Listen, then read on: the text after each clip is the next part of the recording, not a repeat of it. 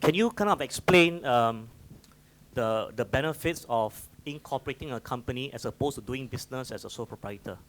Okay, the main difference is the liability. For sole proprietor, the liability is unlimited. Of course, if you stay in HDB house is protected. The rest will be taken off, by your creditors. So private limited actually limit your liability to the amount of payout capital that you have paid for. Okay, so hypothetically, if, for example, you come and learn our skill sets to drive traffic create website, and then you go and work with caterers. Okay, so that caterer become your supplier, and what happens is that you went to collect money because you kanchong, you want to collect money, and you should invoice. The caterer truck go, the food poison, people die. You get liable, by the way. Yeah? So we'll talk about that later on. So if you collect money and you issue invoice on behalf of your supplier, you become liable. And in this case, if you are a sole proprietor, your creditors, the one who mati or haven't mati yet, will come after you. Take everything except your HDB house, your dog, spider, all kena already, all possessed. Okay, but if you are private limited exempt, then it's different. They can't touch your personal assets, am I right? That's right, yeah. Yeah, okay, so, after the company. yeah, I mean, I'll tell you that all of us who have multiple businesses, we all just set up private limited exempt for all of the businesses because it's very simple and it's fairly cost effective. Okay, and I can tell that it's so easy in Singapore compared to in the US. Even filing of taxes and all these things is a big pain in the US itself. I have US companies as well, but Singapore, so easy. Okay, thanks a lot then. Thank you. Okay, so Akrafal now, so someone who registers a company private limited exempt, you talk about December. Why December? Is it a financial year or what? I mean, how does it work? Okay, the claim you can do every 3 months. Okay, every 3 months you can claim. Year, basically every year end you can claim, or every 3 months. In case if you set up like today, 3 months from now you can claim for it already. Okay, that's what it means. Because PIC used to be claimed yearly, but now it's claimed every 3 months. Okay, so what is this requirement to have 3 staff at year end? Is it financial year or annual year? If you claim the next 3 months, the third month you must have 3 staff. Third month means third quarter or third month? Third month in the first quarter. They Okay, mean, hang on, if you register today, 3 months later is first quarter, right? So as long as you make a claim, at the point of claim, you need the 3 staff. That's what we're saying. Yeah. So could someone register today and claim next year when they get 3 staff? And can they backdate all the claims? They can also. They can also. Let's say, for example, let's say you register now. Let's say your year end become. Let's say, just simplify. Let's say your year end become September next year. September next year you have 3 staff. You also can claim for what you spend today. So are you all clear about this? You're not talking about calendar year. You talk about financial year. You talk about financial year? Yeah. Can be financial year or financial quarter also. Up to you, right? But as long as you put in the claims, you must qualify at that point in time. Yeah, correct. Okay. And the staff can be 3 staff, right? 3 staff. The condition is that must pay CPF. Must pay CPF, must be doing work for you. Okay. So but could be your mother-in-law, father-in-law. They must work for you. Okay. Employ your mother, and then that means you are your mother's boss, basically. Correct. Yes. There's a nice ring to it. Okay. So the criteria is basically CPF. Minimum wage counts as well. Any amount of CPF. They didn't say the amount. Okay. They refused to say it. So, so what's the minimum amount you have seen your customers hire people for? I mean, I have seen salary as low as maybe $100 a month. The mother or the maid? Okay, doesn't matter mother or father, but the point is that legally speaking, you can actually legally employ a father or mother. But they must doing work. Okay. They must do work for you. That's the most important thing. All right. CPF is just part of the picture. There must be a true employer-employee relationship. But they don't have to be in the office. They won't come and spot check and see your father. Where's your father? Okay, in theory, work doesn't have to be in office. Like I say, if I employ you to drop flyer for me, obviously you cannot be in office, right? You are dropping flyer for me. Correct. So, or someone who is working for you online, like someone who handles your Facebook marketing. Okay. So he doesn't have to be in your office because the nature of the job doesn't need to be in office. But you must be able to explain to IRAS what job is he or she doing for you. That's pretty interesting because we just talked about time doctor, remote learning. So right now, what I'm trying to say is that, all I need to do, for example, if I have a new company, I want to claim PIC, is that this person who's remote hiring in Singapore, I insist on paying this person CPF, for example, right? Yeah. Yeah. So as long as the person I pay CPF, then I have 3 of these people, Yeah. Facebook marketing, Yeah. I qualify for the PIC grant. Yes. And okay, so if I qualify for a PIC grant, now I attend training. Yes. Well, let's say they come to my course, let's say they learn SEO, Yes. right, or they learn website building, and Yeah. this is part of their skill set, Correct.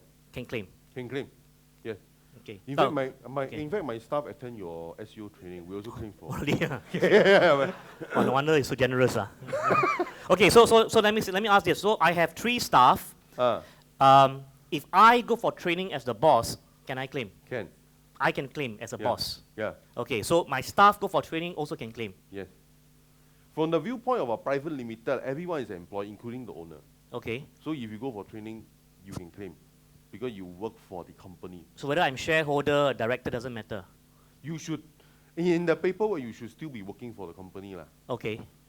So I have to be a director and drawing salary. You must be, you must be working for because Must I also be a CPF? The best boss is best. You should pay CPF. But there's no minimum amount lah. Okay. You can pay as a $50 CPF every month. Okay. For That's true. example, Okay. you are doing work lah. You must be shown to be doing work for the company. as Okay. well. So the bosses of the company, let's say if I have 2 persons as partners of this private Yeah. limited, both are directors. Yeah. As long as we contribute CPF, we can claim. Yes. But if we don't contribute CPF, can we still claim? I have 3 staff with CPF. Okay, if the boss of a company don't contribute CPF to himself, it's hard to substantiate to the government that you are working. Really? Yeah, because the shareholder can be just put money and just Oh, hands okay. off. So Okay. he may not be employee, so to speak. So basically, from the burden of proof is that we are contributing CPF, drawing a salary, even though we are directors. Yeah. Then we are also working in the company, and Yeah. therefore we can claim for any training courses that Yeah. we go into. Okay. Correct. Are everyone clearer now? Clearer, right? Because this is quite, I mean, it's a simple topic, but there are a lot of questions you can be asking. Now, the next question I want to ask you, Raymond, is this, right? So let's say we have skills, right? So Yeah. you mentioned about WordPress. Okay, so if we go out there, so we are a private limited exam company with 3 staff, we go out there and we offer web development, but using WordPress. I understand web development cannot claim, right? Website cannot claim, Yeah. but if it's a CRM, you can claim. Yes, true. Are all of you clear about that? You understand my English? No, okay. So 2 step back. Okay, now how many of you here understand WordPress? Raise your hand. WordPress familiar with you? Okay, most of you here in the white chair. Okay, now what you're saying is this: if we go out there and we offer website building services, which means I go there, we go and hire a programmer to go and build 5-page website, cannot claim. Okay, but interestingly, if we use WordPress, can claim. Because WordPress is a CMS, content management system. I didn't know that, but now I know, right? So as long as you're offering website services, your description in the invoice, don't call it website building. Call it content management system. It's not loophole, it's whole. I learned already. All right? Yeah. So development of content management system, you invoice the client, and the client so the client must qualify for PIC as well, right? Must be private limited, 3 staff. Then, whatever you charge them, the company can claim. Now it's quite an interesting scenario already, right? Because you're getting paid by them, but they are getting the funds from the government, and they can claim up to, they can get up to how many percent? Below 15,000, right? 60,000. Below 15,000, the bonus, right? The bonus. Yeah, because most of the website projects would be like 3,000, 4,000, right? Yeah. Yeah, so the point is that if you go out there and work with a business owner who qualifies for PIC, if not, what do? You educate them on PIC, right? So maybe they have 2 staff on CPF. They just need 1 more staff on CPF. Could be their mother, right? So they do not know what they do not know, but you want to help them, help you, help them. Are you with me so far?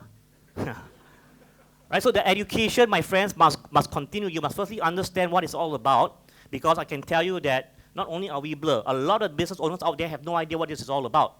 They're too busy, all right? So if you can educate them to ensure that, number one, that client of yours qualifies for PIC, Now you can work with them on website solution. So let me ask you, so let's say, so we build a WordPress website, we can claim, right? Because Yeah. it's CMS system development, can claim. Now how about SEO services? Okay, SEO services is a bit hairy, because services, Harry, where's the hair? Okay. SEO services in general cannot claim, but a lot of SEO is done in a way that you know Structure. Structure like backlinks, blocks that. Well, you know these things are not bad. Roughly. Okay. My start attending your lesson. Okay, okay. So No wonder there are you're some- so rough, okay. So some of them are implemented by software, so that software can claim, but not the services itself. Do you understand this English? Okay, so services, if you say services rendered for search engine optimization, you cannot claim. Okay? But if you're using other systems, I mean, you'll be exposed to these things throughout the 3 days. We're going to talk about even like autoresponders. Okay, Aweber, Infusionsoft, it's $500 a month, by the way. That one can claim, Yeah. right? Because it's a CRM as well. Yeah. It's a contact management system. It's email marketing, right? But if you implement for your client, you can claim these things because it adds up to $6,000 a year for that kind of systems. So any system based. Now how about, let me ask you, how about consultancy for system?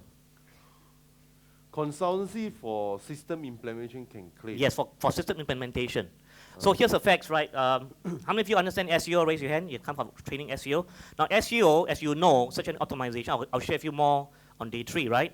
Involves structuring website, correct or not? Right? Because we have to look at keywords, we have to structure the website, the URLs, and that is part of the WordPress CMS development. So what you can do is to offer the CMS development, okay, and the structuring, which is the SEO part, into one invoice. I believe then you can pass through PIC. So you're not just implementing a website, you're implementing a website and structuring it so that it becomes more productive for the business owner. Correct? Correct. Okay.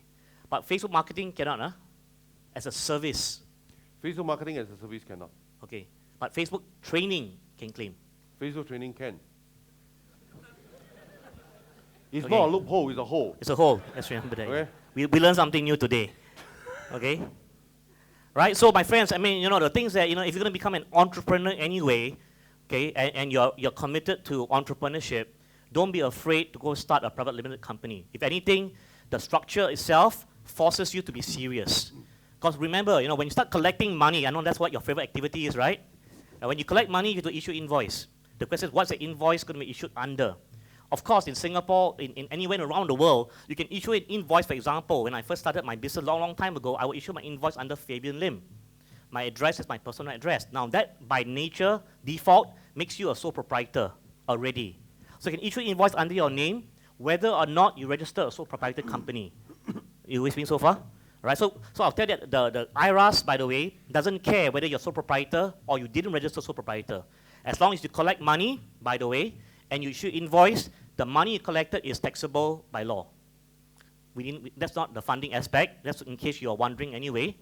Any monies you collect as part of your internet marketing, whatever, is all taxable by law. Okay? So please declare your income like a good citizen. Now, last question. So you said driving lessons can claim. It's Yeah. part of the job. Yeah. Now, what about me? I have an aeroplane, I fly for a job. And that's